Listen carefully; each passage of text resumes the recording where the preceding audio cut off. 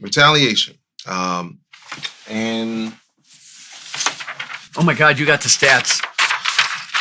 Oh my goodness. In 2017, there were 11 investigations or disciplinary hearings for principals or assistant principals.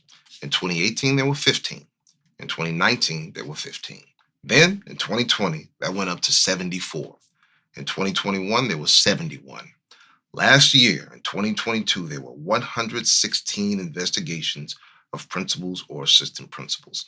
That's 261 investigations since 2020, meaning 1 out of every 4 school leaders was investigated over the last 3 years. Typically, these investigations go nowhere. Almost no terminations or warning resolutions in 3 years, despite all of those cases. It's as if the sole purpose for bringing these cases is to harass and intimidate the principals by keeping the case hanging over their heads. Take the case of Gail Harris Neely. That is the principal who reached out to the law department repeatedly to protect her students and staff from that violent young man that I described earlier. Well, guess what the law department did to Gail Harris Neely after she reached out to them and other departments multiple times to get that student placed? They opened an investigation against her, and that investigation is still open. So with that context, our question is, would you support an independent review of these investigations and disciplinary actions to determine if they were justified? And if a significant number are not justified, will you support a complete overhaul of how the OIG, Law Department, and Office of Network Supports conducts business so that investigations cannot be used to harass and scapegoat principals and assistant principals? Yeah, the answer to that is yes, and this is pretty stunning. I mean, this is a pretty stunning statistic, and it's interesting that dramatic rise is post 2019. I think there's this tendency when anything goes wrong in a school to suddenly now it appears in the last 3 years to try to drag the principal in, even if it involved an individual teacher. And we can talk about some of the revelations about things that have been happening with school, with the sex scandals and things like that, to suddenly fault the principal or drag the principal into the investigation when an incident or an allegation was made against an individual teacher. So sometimes I think that's a knee-jerk reaction, and you simply can't take that reaction. I think what you have to do is this really becomes an attitudinal thing. First of all, this is the reason you need to be organized. This is the reason you need to be recognized. You need to be a legitimate bargaining unit, and you just have to do that. And so you can have representation at every turn. The second thing you need to do is really promote principals into positions of responsibility, whether it's accountability, oversight, whether it's your Office of Intervention or Support. Because if you remember, one of the smartest things I did when I took over the Chicago Public Schools is everyone I promoted into all the leadership positions, both at the first tier and second tier, central office administrators, were all drawn from the schools. The principals need to be guided by a central administration that is selected from their ranks. And I think that will help temper this, because I think far too often we're bringing people in and we're putting them in oversight and administrative positions who have no real connection to the schools, no history, and they don't have an appreciation or even an empathy for what the principals and assistant principals have to deal with. So, my approach at the central administration, and I'm not making any predictions in terms of, whether or not I'm going to replace this current CEO or what, but,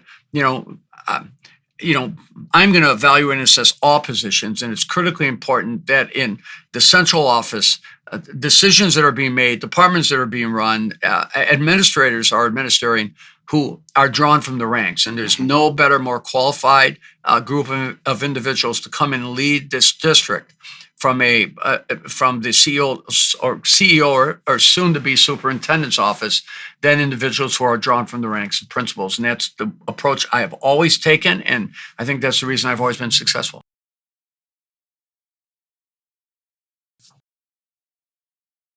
In 2017, there were 11 investigations or disciplinary hearings for principals and assistant principals.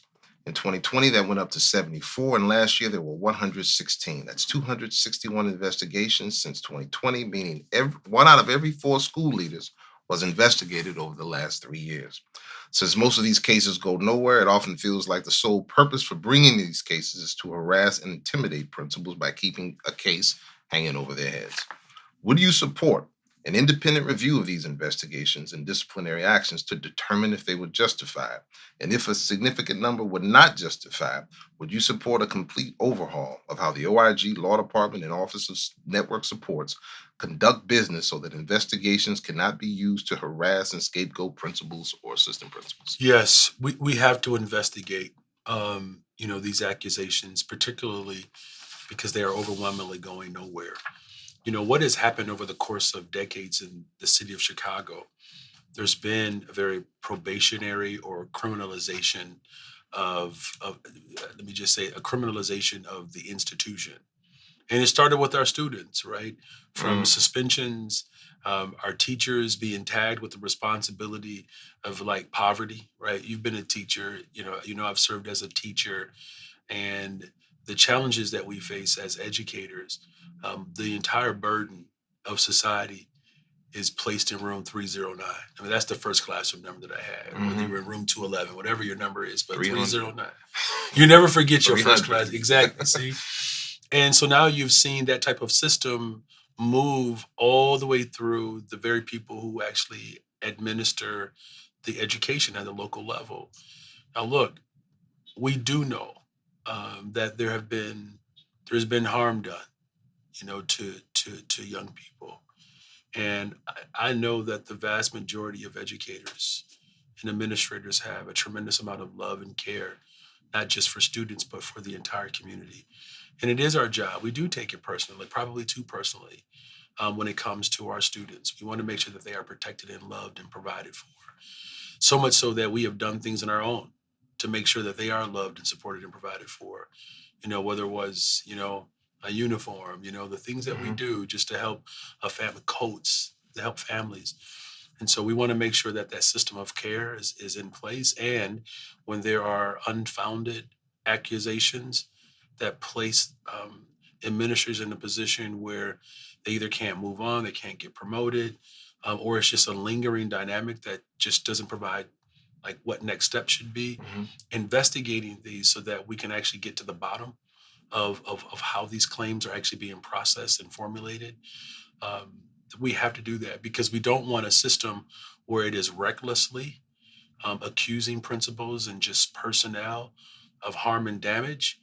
And then we lose where there could be harm and damage, right? And so I'm definitely committed to making sure that there is a real understanding of how that's happening and it's not done unjustly.